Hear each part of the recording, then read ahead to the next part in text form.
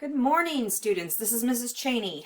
Today I want to talk to you about how to draw cubes in 5-point perspective, okay? Using 5 vanishing points.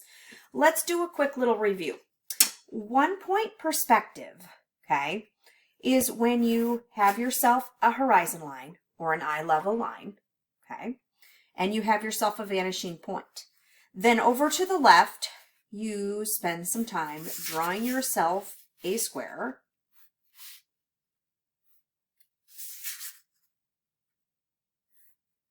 Okay. Then going to your vanishing point, you will draw receding lines going back to that dot. Okay. So to finish off the cube, we look for the edges of the square and we take our straight edge and slide it up and then slide it to the side. Remember, these two lines are parallel, okay? They're exactly the same straight up and down. That was a cube in 1-point perspective.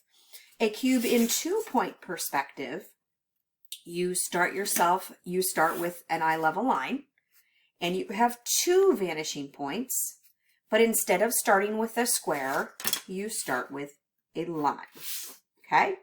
Then after drawing your line, vertical line, you draw 2 receding lines going back to 1 vanishing point, and then 2 receding lines going back to the other vanishing point. I kind of did 1 and then 1 and 1 and 1.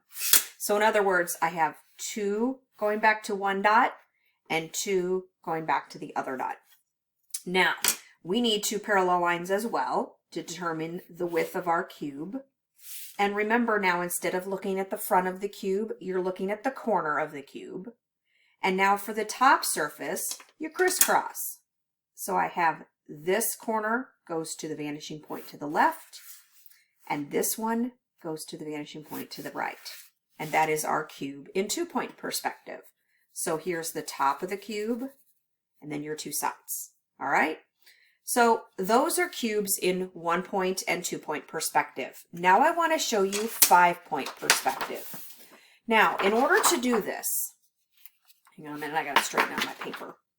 In order to do this, you need a circle, something that you can trace for a perfect circle. Now, in an ideal world, we would use a compass, and you would stick your pencil in there and make yourself a circle.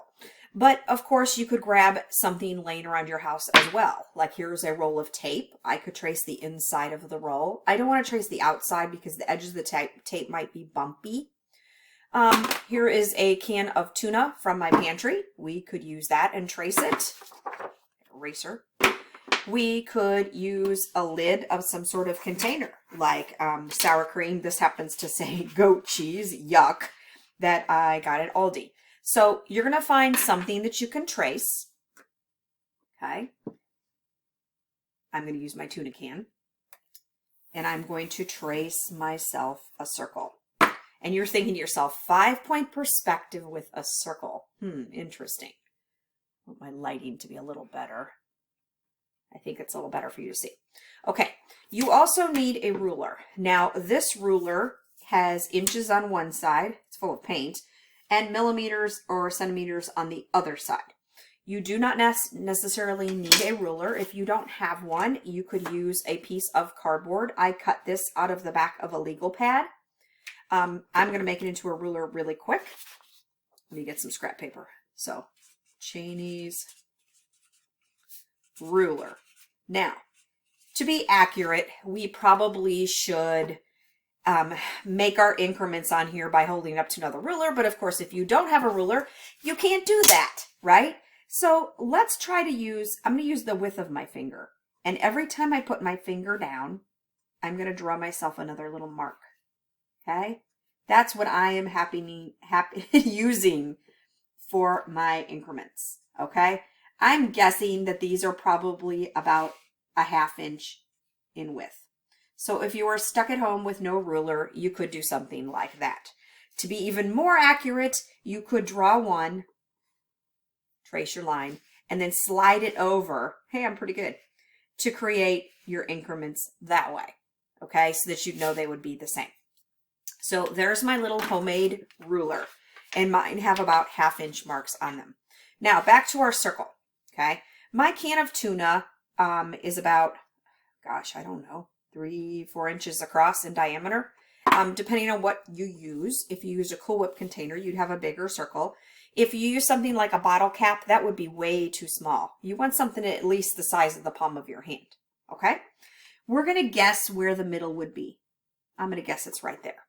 Now, for accuracy's sakes, if you were using a compass, it would be, you know, precise, but we're guessing. Now, I'm going to take my little ruler here, and I'm going to hold it up to my circle, okay? And I'm going to make marks at every increment. I have one there and one there. Back up. I'm going to make myself a plus sign through the middle of my circle. Okay, a plus. I guess you could say a time sign if you hold your circle. Then you're going to do your little increments. 1, 2, from the bottom down. 1, 2, to the left. 1, 2, and from the top. 1, 2. Okay, so those are my little increments that I'm making. Now, if I were to use my ruler here with millimeters on it or centimeters, look at all these tiny little lines I have. 1, 2, 3, 4. Oh, that would be awesome. It would give me more marks to choose from, more marks to put on here. Okay, so this is better than nothing. I just want to prove to you you can do this without a ruler. Now let's think of this like a globe. You know, in social studies class, you know what a globe is, okay? It's a stand and it's got the world on it, okay? We have the North Pole and the South Pole on our globe. So we're going to pretend this is the North Pole and this is our prime meridian line, right? And this is our equator, okay? We're going to pretend we're Santa Claus and we're at the North Pole. We're going to fly down to one of those little marks, okay, that we made. And then we're going to fly down to the South Pole. Wow, Santa Claus, you crossed through the equator and you made a line. I'm going to do that again and again. Here's Santa Claus flying down through one of those little marks. Sometimes I miss. And then back down to the South Pole. Same on this side. And down to the South Pole. And you want to have a soft curve. You don't want to have angles. You don't want to use your ruler, okay, to have lines like that. It's a soft curve. Not doing the best job here. I am right-handed and I can't seem to go sideways. So I'm going to turn mine and I'm going to do the same thing again. Whoop, I missed that time. That's okay. And I'm going to do the same thing on this side. I'm going to turn it again. I can't seem to draw this way. And if I do this, it doesn't come out as good.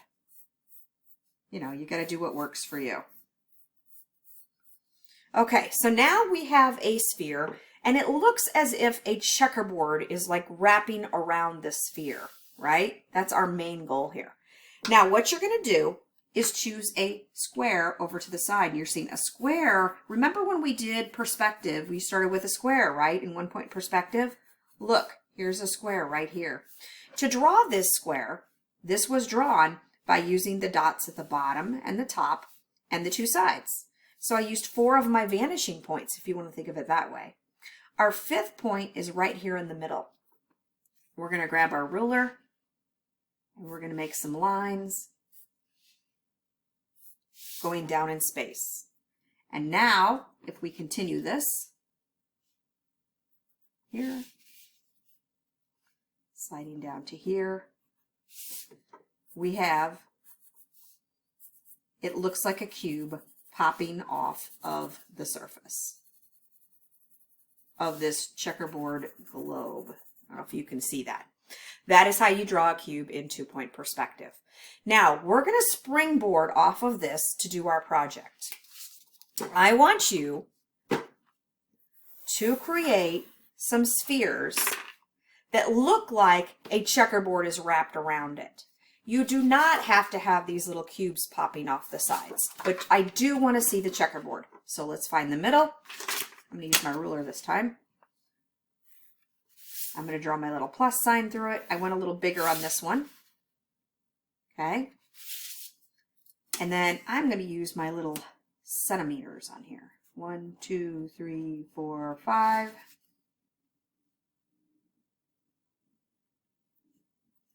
3, 4, 5.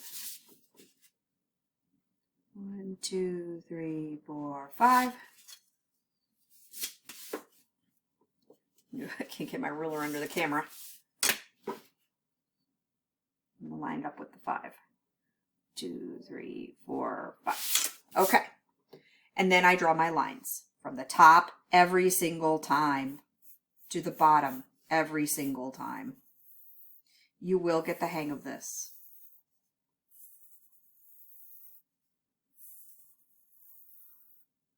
Okay, turn.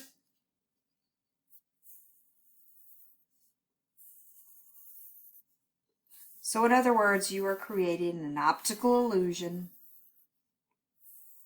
where you have a checkerboard wrapping around the sphere. It is far from perfect.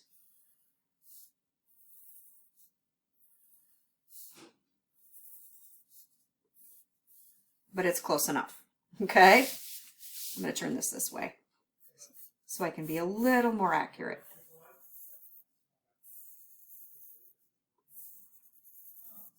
Whoop, missed. Okay? So that's the main point of this. Okay, I want to talk to you about something here that some people don't like. Notice this piece right here, this triangular shape. Because I went from the point all the way down to the point, this area here is quite large, okay? If you want yours smaller, you got to do a little bit of cheating, okay? So this point, when I drew it, I didn't quite hit the dot. See how I turned off the edge of the circle? If you do that, these areas are smaller. Notice that? Here too, a little smaller. So in other words, let's do it again really quick. Okay, really quick is getting me a sloppy circle.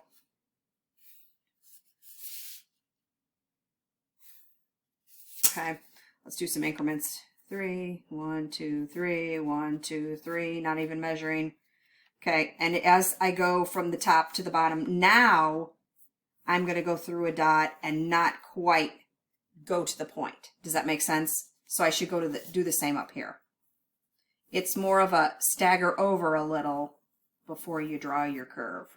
Okay? So that these lines don't quite go to the dots. And then same thing this way. You would start that way, but then stagger over and stagger over. Then you get a corner that's a little prettier than one that's not so stretched out. Okay, let's flip it over and continue this.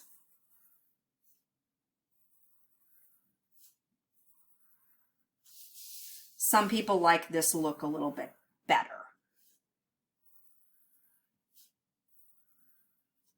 They like how, let's compare them, spinning around on you. Okay, so these corner pieces are not stretched out. It's still a sphere with a checkerboard wrapped around it. So it's something to consider and will be allowed.